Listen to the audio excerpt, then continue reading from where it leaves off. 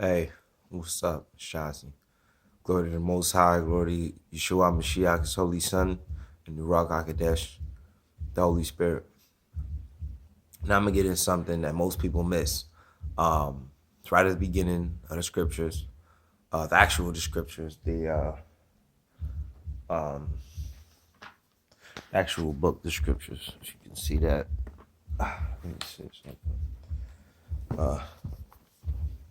The scriptures, you know, it's like one of the purest forms of the scripture, and basically what it tells you is that in Genesis, the world was created, right?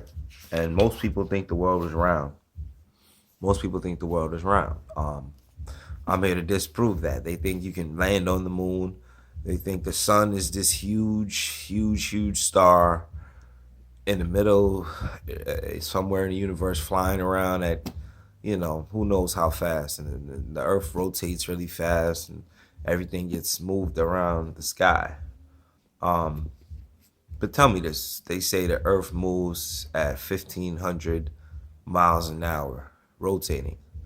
Well, if the Earth was rotating at 1,500 miles an hour, and you have a plane flying at a jet plane, right? A jet plane flying at 1,000 miles per hour.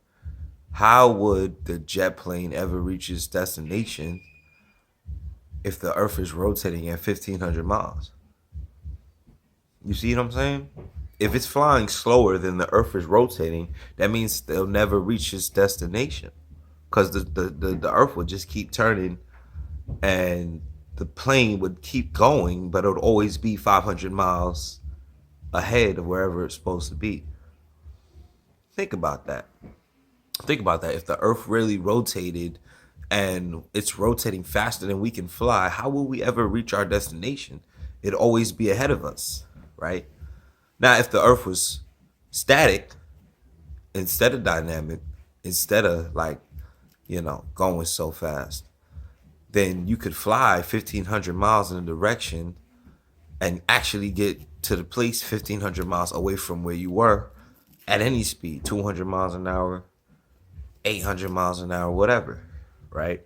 But if the Earth is moving, that means you're always going to be, if you'd have to literally fly as fast as the Earth rotates in order to get to your destination, right? So think about that. Do you really believe the Earth is flying, is rotating? I mean, I know it seems like the clouds are moving, but it's not the Earth that's moving. It's literally the clouds that are moving, right? So think about that. Um, Something else to think about. They say the Earth is round and it turns, but I believe that the Earth is flat. I believe the Earth is shaped like this, kind of like a pizza pie. Say you have a pizza pie and you see the peppers and the cheese and the sauce on top of it. Well, that's what Earth looks like, and then on top of it is the firmament. It's a shield, really. Before the flood, on top of that shield was water, and there was water deep within the earth. Now, in Noah's time, they never saw rain, but as soon as the flood came, that firmament cracked, and the water came down from the sky, and water was risen up from the seas and the water that was underground, and that's what drowned the earth. That's why there's no more water above the firmament, because it was cracked, and the water came down. Now, this is also something that I thought about too. Like, if you have water on top of the firmament, that would change the insulation or the ozone layer, or you know, it would change the what is the word? It would basically change the composition of what people were, who they were. I mean, people would be able to grow a lot bigger. Like, back in the day, it said Adam lived 930 years, right? A lot of the other people live 800, 700 years. I think that has something to do with the fact that there was water above the firmament, and maybe it created a different area, a different environment for people to live longer and to live larger. I think they were, I think they could have been anywhere from 12 to 15 feet tall, especially when you have Nephilim, which are 300 cubits tall. Now, Nephilim are the offspring of the fallen angels that left their first estate, which was heaven, to come down to earth and mate with beautiful women, and created these monsters, these giants. And in the book of Enoch, it talks about how big they were, about 300 cubits. Now, a cubit is a foot and a half, right? So if you have 300 cubits, you have 450 feet. I mean, that's high. That's like pyramid high. That's huge. So who do you think created the pyramids? Now, we know we didn't have like special mind abilities to pick up huge stones. Maybe we carved the stones, but I'm pretty sure the Nephilim had something to do with building that, because even with the construction equipment we have to this day, you really can't fathom how they could create that without the actual equipment that they had back then. And the pyramids, I think they were built by the Nephilim. And the fallen angels were worshipped in and around those pyramids. I also heard information about how the pyramids could be a doorway to Sheol if you go underneath it. It was also said to be it was built right underneath the Nile River, passed through it, and it could have been a power source. Remember, back in the day, it was covered in limestone. It wasn't like rigid. It was a smooth plane, and that smooth plane conducted energy, and on the top was a big, huge diamond. So it's limestone and it's a diamond. It looks like kind of like the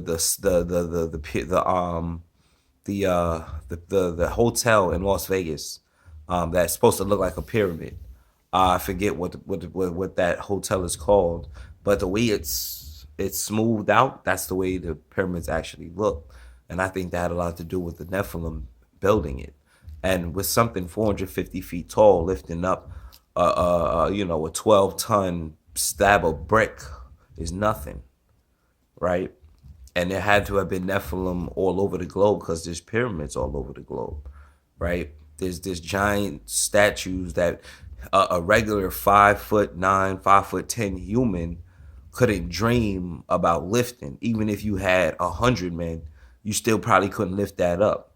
But a giant Nephilim could just pick it up and put it into place rather easily. Anyway, that's me going off on a tangent on something else I was thinking about. But still, you can see that the ozone layer, it was different. So people grew larger. I mean, if you think about it, the dinosaurs, these huge beasts, maybe the dinosaurs were here before humans, created by Satan or Hasatan. Maybe that what happened, or maybe there were just Nephilim creations, and the Nephilim decided to create things, and the fallen angels decided to create things to mimic God, because that's all Satan does, is mimic God and try to be like God. So he had his own creations, his dinosaurs and his Nephilim, and they were all seen as abominations. So they all perished, along with all the humans that were doing their, all their sinning, aside from Noah's wife, his 3 sons, Ham, Shem, Ham, Shem, and Japheth, with their wives. So 8 people got saved, along with all the other animals, the good animals, not the abominations, because you couldn't fit a dinosaur on one of those arcs. It was made for the regular animals and the regular people that didn't have their DNA all spliced into with bestiality and all types of degrading abominations that these fallen angels were committing, right? So again, this is a lie that they tell you about the earth being round. Again, the point I made was basically that if the earth was spinning, we would never be able to fly anywhere and get to our destinations, because it's flying at such a high speed. Our planes can't get up to that speed And in order to go anywhere, you would have to be flying faster than the Earth was moving. You have to be flying over 1,500 miles an hour in a plane with people in it in order to reach your destination. I mean, it's obvious that people lie about the globe and it spins and we're just in the universe and the sun is this huge thing. I mean, if you look at any of those comparisons, I mean, they said the sun is like almost is over 1,000,000 Earths. 1,000,000. You know how big that is? You know how big the Earth is? You understand what 1,000,000 Earths would look like? And its own and how far are we away from the sun? I mean, if this it kind of describes it as this is the sun, this is Mercury, this is Venus, this is Earth, and this is the sun. Something this big wouldn't just burn up everything. Just everything will be burnt up. I mean, it's so large, but it's only giving you a small amount of heat on Earth to where you can actually be comfortable. And people want to say that's the way it is. It makes no sense. 1,000,000 Earths. If you had if you had a whole star with 1,000,000 Earths in it, and it's that large, you would literally have to be millions and millions and millions of miles away. I mean, maybe even billions of miles away to get away from the heat of that thing, of that star.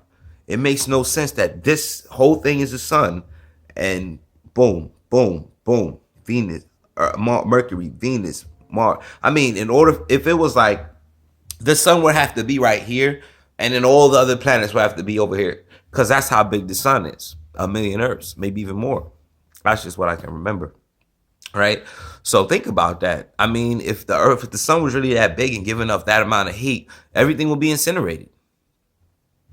Right? If you had suns and stars, I mean, literally, you would have to be so far away to not really be damaged by the sun's rays.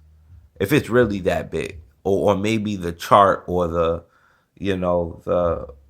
way you compare it to the Earth and you compare it to the sun. But think about 1,000,000, not 1,000, not 100, right? Not 1,000,000. I mean, not 1,000, not 100,000, not 500,000. 1,000,000. 1,000,000. That's crazy. It makes no sense to me. It really doesn't. The sun being that large and the sun spinning and we're just flying, spinning around in space in a Milky Way galaxy, just makes no sense. And you know why? Because the book tells you something different. And we're going to get into that right now. Okay, this is Bereshith or Genesis, right? This is Genesis chapter 1, verse 14.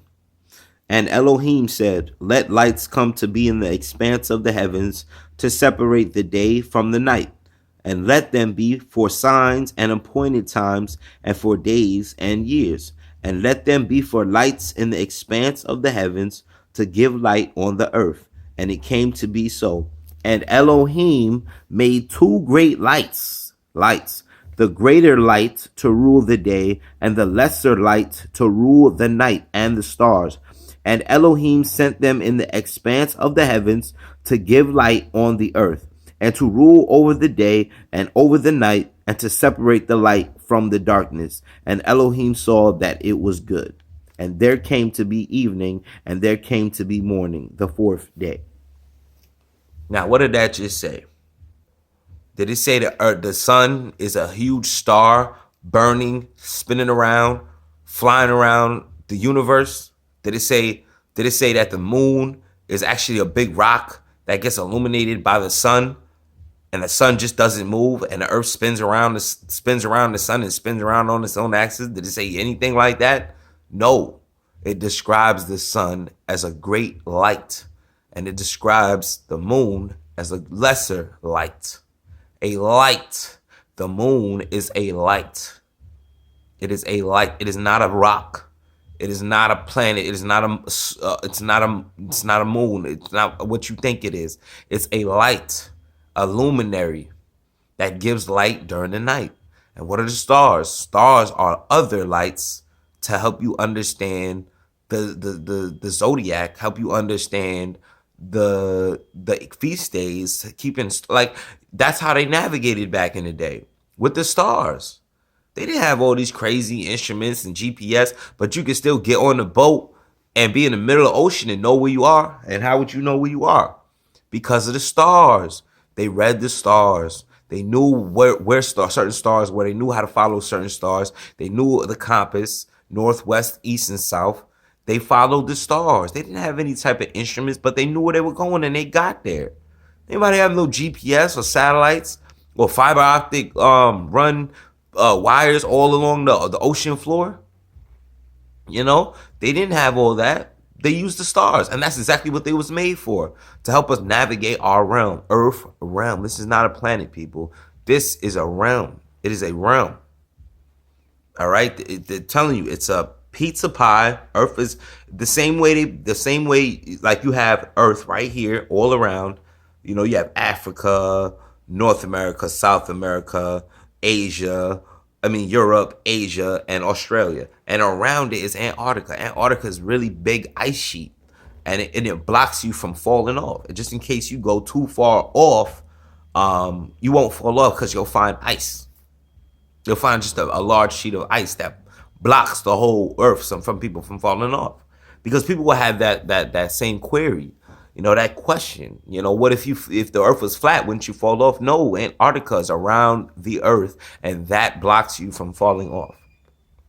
Okay, there's anything that's in our atmosphere is in our atmosphere, and it can't go past the firmament. Let's see what it says about the firmament.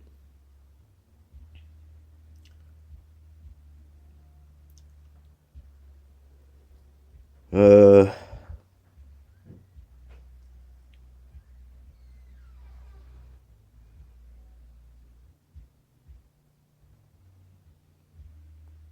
Give me a second. Give me a second, because I'm trying to find where, because this is the scriptures, you know.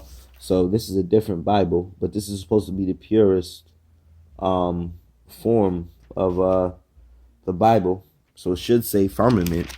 Should say firmament. Um uh hmm.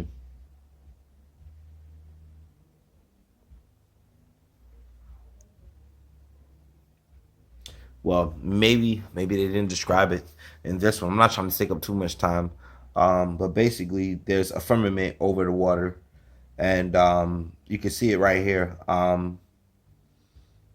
Here we go, right here. It's called an expanse. That's what the firmament is called. It's called an expanse. I just didn't. I was looking for the word firmament, couldn't find the word firmament, but it's really expanse. And it says right here, um, and Elohim said, "Let an expanse come to be in the midst of the waters, and let it separate the waters from the waters." And Elohim made the expanse and separated the waters which are under the expanse from the waters which were above the expanse, and it came to be so.